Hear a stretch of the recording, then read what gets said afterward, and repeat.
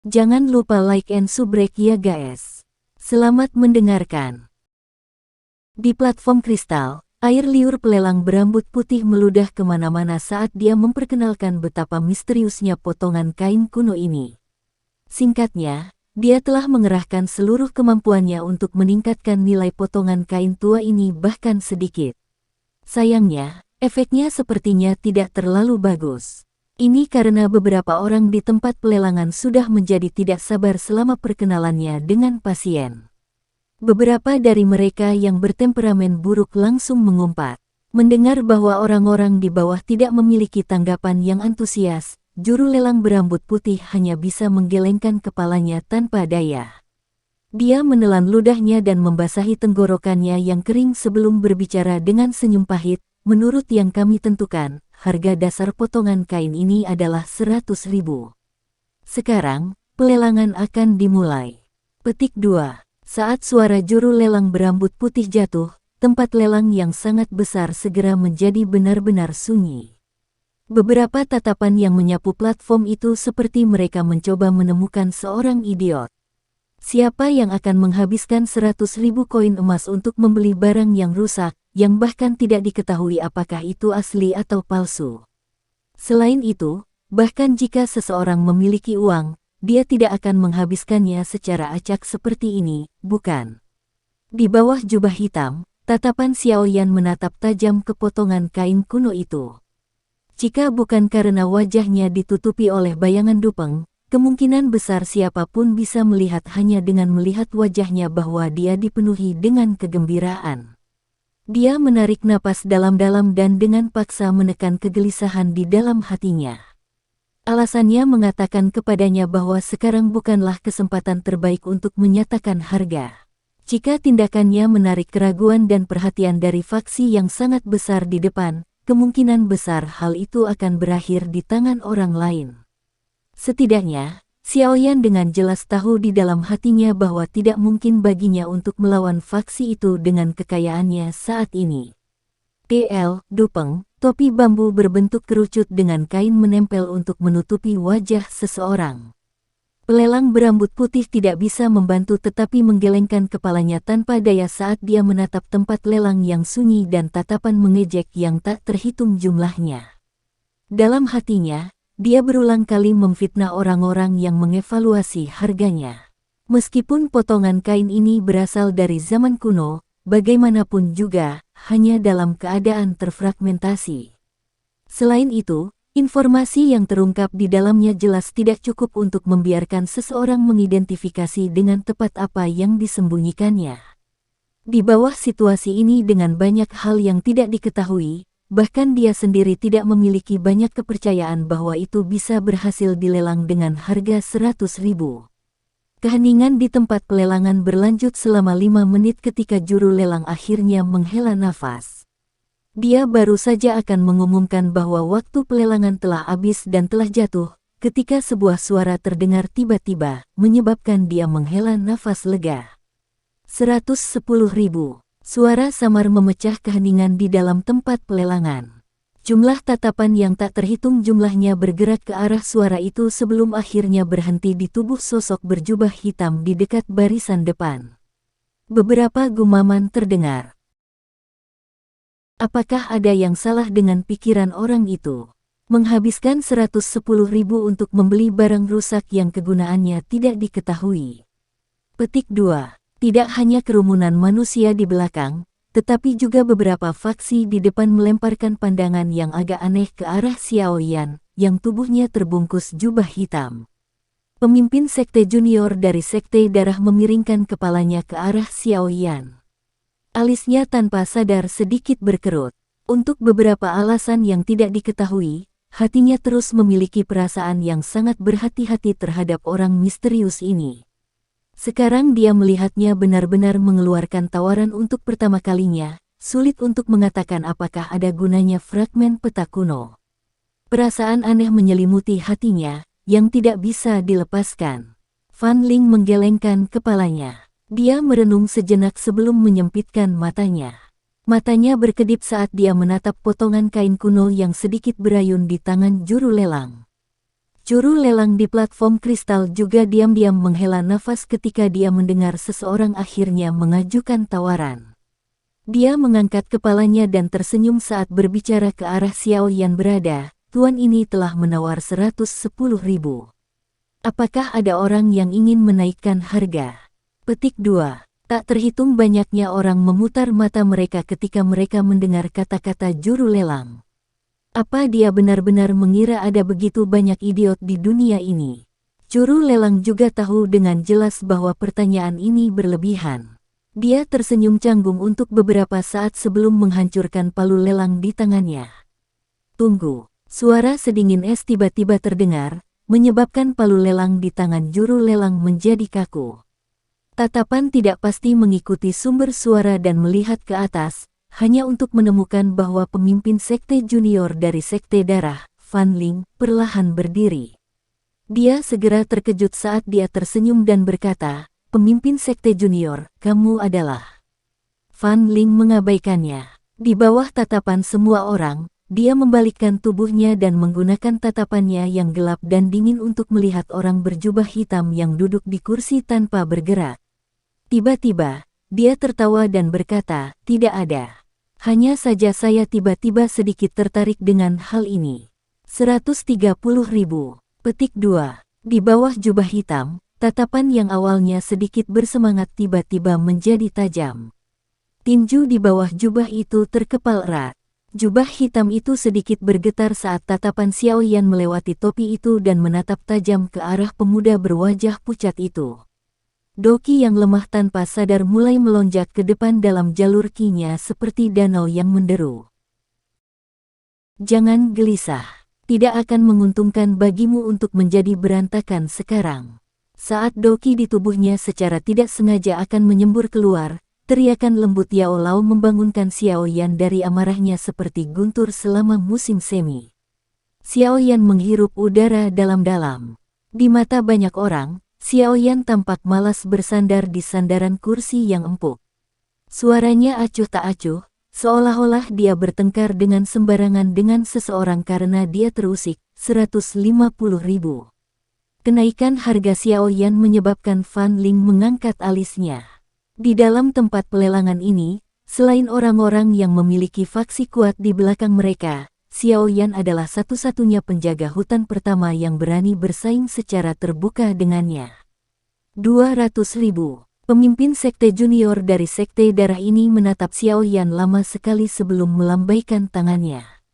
Dia menambahkan 50.000 lagi untuk harga. Pemimpin sekte junior melihat tindakan Fan Ling, lelaki tua di sampingnya tidak bisa menahan diri untuk tidak berdiri. Sebelumnya, masih bisa dimengerti jika mereka menghabiskan banyak uang selama pelelangan untuk teknik Flying Do. Namun, sekarang Fan Ling mengeluarkan sejumlah uang yang tidak perlu untuk bertarung dengan seseorang. Ini benar-benar tidak cocok dengan karakter lama Fan Ling.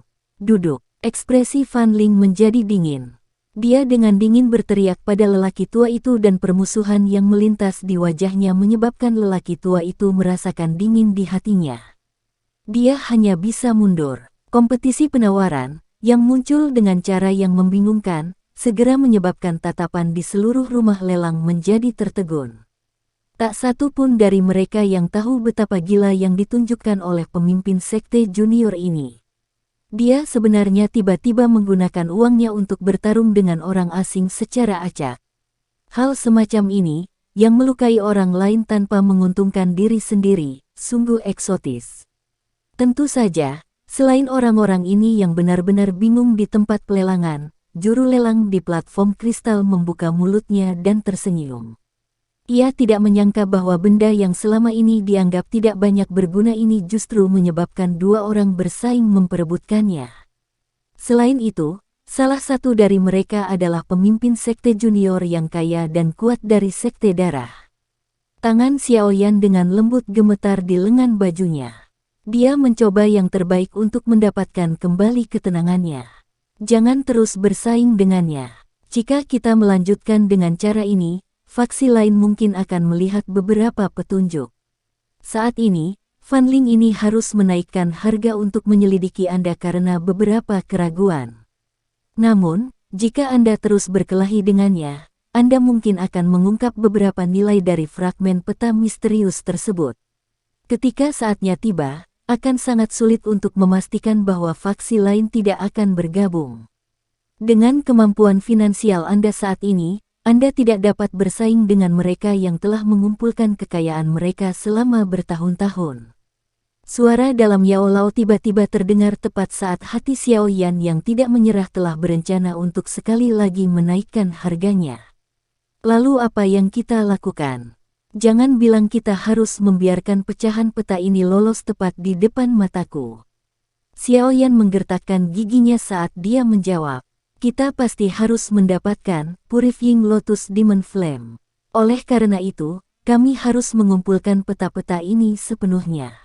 Namun, kami tidak dapat mengungkapkan sedikit pun dari apapun yang terkait dengan Purifying Lotus Demon Flame. Oleh karena itu, fragmen peta ini sebaiknya tidak terlalu menarik perhatian publik. Jika tidak, seseorang tidak dapat memastikan bahwa itu tidak akan dikenali oleh orang yang sangat berpengetahuan dan berpengalaman. Padahal gambar di peta hanya separuh. Jika mencapai titik itu, akan ada masalah besar, kata Yao Lao perlahan. Guru, maksudmu kita harus membiarkan Fan Ling mengambil peta itu? Xiao Yan berkata dengan cemberut. Karena dia menginginkannya, mari kita berikan sementara itu padanya. Namun, saya juga telah mengatakan bahwa hal itu pasti menjadi milik kita. Suara Yao Lao agak sedingin es. Guru sedang berpikir untuk mengambil tindakan setelah lelang untuk merebutnya. Pemahaman yang padat melintas di murid-murid hitam itu saat Xiao Yan berbisik di dalam hatinya. Seperti yang Anda katakan, kita harus mendapatkan fragmen peta itu dengan cara apapun. Meskipun dia adalah yang disebut pemimpin sekte junior dari sekte darah, kami juga tidak perlu ragu-ragu. Yao Lao tertawa dingin, karena orang ini menginginkannya, mari kita berikan padanya dulu. Jangan terlalu memperhatikan hal ini agar tidak menimbulkan kecurigaan orang lain. Petik 2. Xiao Yan perlahan menghembuskan napas. Dia diam-diam mengangguk dan dengan paksa menekan pikiran yang berputar dan bergelombang di dalam hatinya. Tatapan gelap dan padat di bawah dupeng melirik Fan Ling sementara tubuhnya menyusut ke kursinya. Dia tidak membuka mulutnya lagi. Melihat tindakan Xiao Yan ini, alis Fan Ling langsung berkerut. Apakah dia salah merasakan? Orang ini bertindak secara acak saat dia menawar barang ini. Saat pikiran ini melintas di benaknya, ekspresi Fan Ling juga menjadi agak jelek. Tatapan sekitarnya, yang menembaki dia seperti mereka sedang menonton orang gila idiot, menyebabkan sudut mulutnya sedikit berkedut. Dia mendengus dingin, berbalik dan duduk kembali di kursinya. Wajahnya begitu muram hingga menakutkan. Pemimpin sekte junior Fan Ling telah menawar 200.000 koin emas untuk pecahan peta ini. Apakah ada orang yang ingin menaikkan tawaran? Juru lelang tersenyum ketika dia bertanya kepada orang banyak. Namun, tidak ada orang yang menjawabnya. Oleh karena itu, dia dengan sigap dan tergesa-gesa menghancurkan palu lelang. Tubuh Xiao Yan diam-diam duduk di kursi. Beberapa kelompok barang yang dilelang diubah di atas panggung. Namun, tidak ada satupun dari tatapan Xiao Yan yang menarik. Pandangannya sebagian terfokus pada punggung Fan Ling. Senyuman lebat dan buas di wajahnya, di bawah jubah hitam, secara bertahap menjadi lebih besar. Fan Ling itu mengira bahwa dengan menawar secara acak, dia akan bisa mendapatkan peta harta karun yang sangat berharga. Sayangnya, meskipun dia akhirnya mendapatkan peta harta karun, dia juga mendapatkan izin kematian bersamanya. Xiao Yan harus mendapatkan potongan peta itu, apapun caranya. Tidak peduli kemanapun Fan Ling lari setelah ini, dia akan menerima serangan fatal yang tersembunyi di dalam kegelapan. Lelang terus berjalan perlahan di bawah antisipasi banyak orang. Setelah pecahan peta misterius itu, ada beberapa hal baik yang mendorong atmosfer seluruh tempat. Secara kebetulan, semangat daya saing yang tinggi yang dibawa oleh Triline Green Spirit Pill, Xiao Yan ada di antara para pemimpin item yang dilelang. Sebagai pil roh hijau, tingkat tertinggi, jarang ada orang yang telah melihat pil roh hijau 3 lapisan, yang sebenarnya bahkan di wilayah sudut hitam ini. Bagaimanapun, persyaratan di mana seseorang membutuhkan 3 jenis api yang berbeda untuk memurnikannya benar-benar terlalu sulit untuk dipenuhi. Dengan demikian, saat pil roh hijau 3 baris terungkap, banyak perwakilan faksi atas menunjukkan keterkejutan di wajah mereka. Orang yang akhirnya mendapatkan pil jiwa hijau 3 lapis bukanlah pemimpin sekte junior yang kaya dan kuat dari sekte darah, tetapi seseorang dari rumah ular langit. Elder King itu langsung mengeluarkan harga setinggi langit 1.500.000 dan hampir menyebabkan seluruh tempat bersiul atas resolusi wanita ini. Di bawah harga setinggi langit ini yang muncul di awal, pemimpin sekte junior dari sekte darah, Fan Ling, hanya bisa melebarkan mulutnya sambil mengenakan wajah hijau dengan modis. Namun, dia tertahan oleh sikap Penatua King yang mengesankan dan hanya bisa menyerah bersaing untuk itu dengan keengganan yang besar.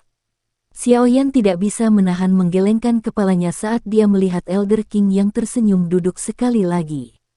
Dia bergumam di dalam hatinya, wanita yang menakutkan. Dia tidak selalu menawar, tetapi ketika dia melakukannya, dia pergi untuk membunuh dan tidak mengizinkan siapapun untuk bangkit kembali. Dia seperti ular mandala pasir dari padang pasir yang menakutkan orang lain. Gelombang tinggi yang disebabkan oleh pil roh hijau 3 lapisan berlanjut untuk waktu yang lama sebelum perlahan-lahan menjadi tenang. Tidak lama setelah ini, Xiaoyan, yang semula menyusut kembali ke kursinya untuk bersantai, karena tidak ada yang lebih baik untuk dilakukan, tiba-tiba tertarik oleh bahan obat yang telah dibawa keluar di piring perak kecil oleh juru lelang di platform kristal. Bahan obat ini benar-benar merah menyala, seperti dimandikan dengan darah segar. Seluruh tubuhnya seukuran telapak tangan. Sekilas, itu tampak seperti Ganoderma. Ketika ramuan obat ini muncul, aroma samar dan menyegarkan mulai menyebar, menenangkan roh orang-orang di dekat platform kristal. Ini adalah Flame Core Ganoderma.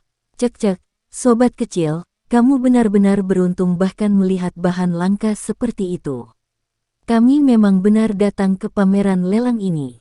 Suara kaget Yao Lao membawa kejutan karena terdengar di dalam hati Xiaoyan ketika lingsi merah darah baru saja muncul. Flame Core Ganoderma. Xiaoyan tersentak saat mendengar ini. Sukacita yang sulit disembunyikan segera melonjak ke wajahnya. Apakah ini salah satu dari 4 item penting yang diperlukan untuk memperbaiki tumpahan roh tanah yang telah disebutkan guru? The Flame Core Ganoderma. Petik 2. Ya, Flame Core Ganoderma hanya ada di dasar gunung berapi, menyerap energi gunung berapi dan juga api di inti bawah tanah untuk tumbuh. Sangat sulit bagi orang biasa untuk mengambilnya.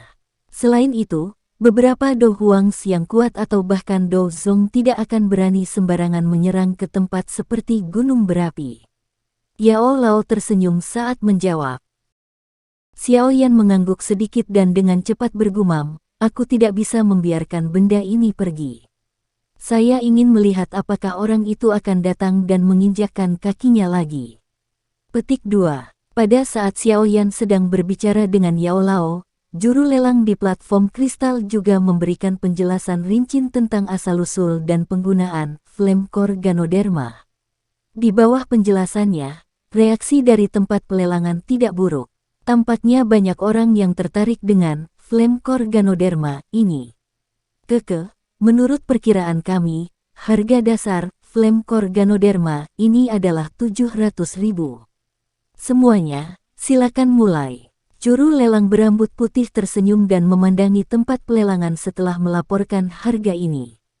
Setelah harga tinggi ini terungkap, sebagian besar orang di tempat pelelangan, yang awalnya memiliki minat, segera menjadi kecewa. Bukan karena mereka tidak dapat membayar 700.000, tetapi dengan begitu banyak persaingan, itu adalah masalah umum untuk harga benda sialan ini menjadi 2 kali lipat. Uang mereka tidak bisa dianggap melimpah. Dalam persaingan semacam ini, mereka secara alami perlu bertindak sesuai kemampuan mereka. Petik 2. 720.000. Tentu saja, Selain beberapa orang yang ingin mundur dari kompetisi, masih cukup banyak orang yang memiliki niat untuk memperjuangkannya. 740.000. Xiaoyan duduk diam di kursinya dan mendengar harga yang naik dengan cepat. Dia tidak ingin berpartisipasi dan bersaing untuk itu. Seiring berjalannya waktu, beberapa kelompok yang bersaing untuk itu juga mulai berkurang secara bertahap karena harga yang tinggi. Pada akhirnya, hanya tersisa 2 orang yang bersaing satu sama lain. Saat ini, harga telah dinaikkan menjadi 1.070.000 atau lebih. 1.200.000.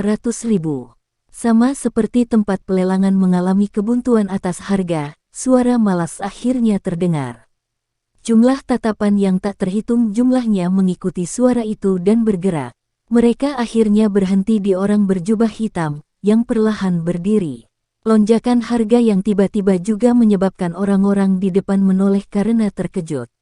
Ketika Fan Ling melihat bahwa orang yang meneriakkan harga itu sebenarnya adalah orang berjubah hitam dari sebelumnya, alisnya sekali lagi tanpa sadar menyatu. Harga 1.200.000 menekan 2 pesaing terakhir dalam satu pukulan. Xiaoyan mengabaikan tatapan yang dia rasakan memelototinya dari sekeliling. Dia memiringkan kepalanya. Tatapan di bawah jubah hitam tertuju ke wajah Fan Ling. Ada sedikit provokasi yang terkandung di dalamnya. Tampaknya telah merasakan emosi yang terkandung dalam tatapan Xiaoyan, Fan Ling itu mencibir sekali.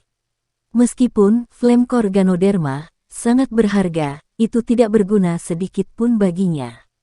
Selain itu, dia telah mengalami kerugian kecil sebelumnya, menghabiskan 200.000 untuk membeli benda rusak yang tidak diketahui dan misterius.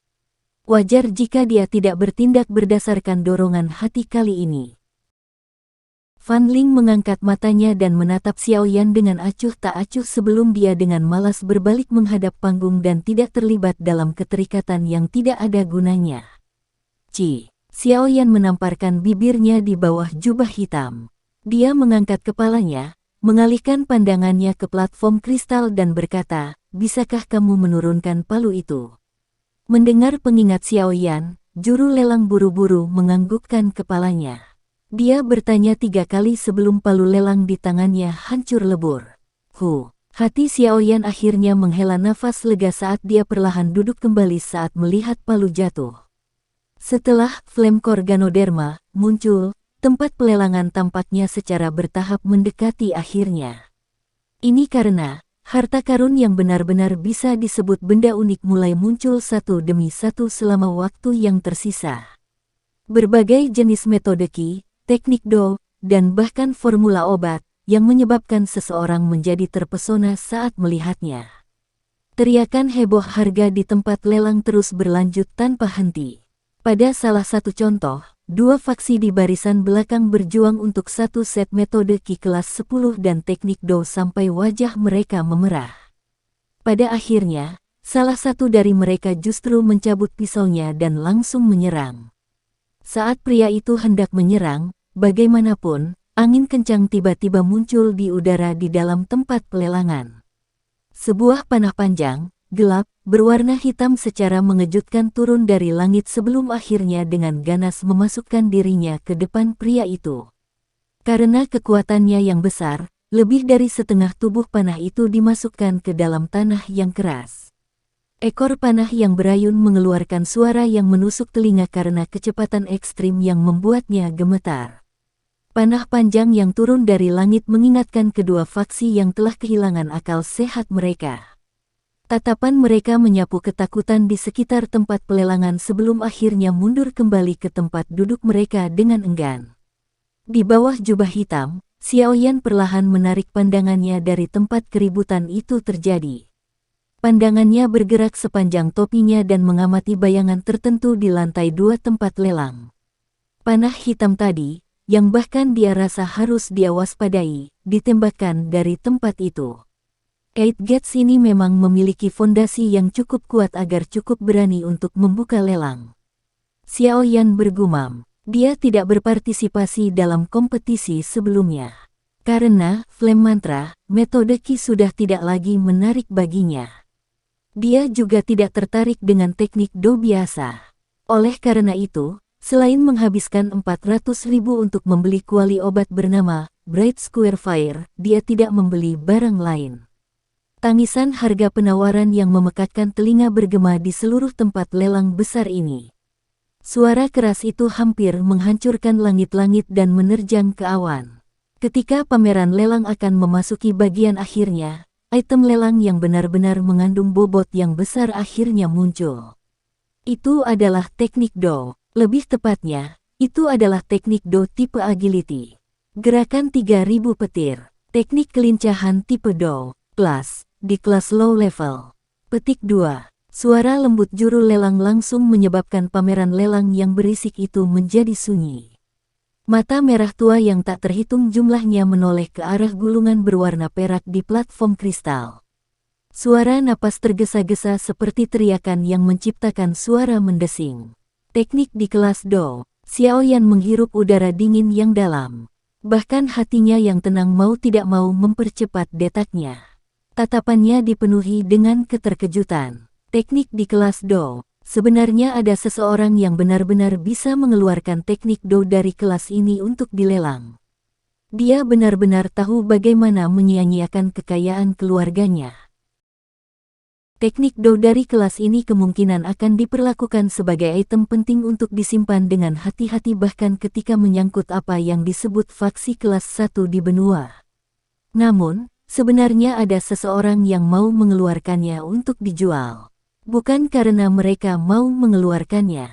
Hanya saja barang-barang yang dilelang di Black Corner Region, kebanyakan adalah barang-barang kriminal yang didapat dengan cara curang.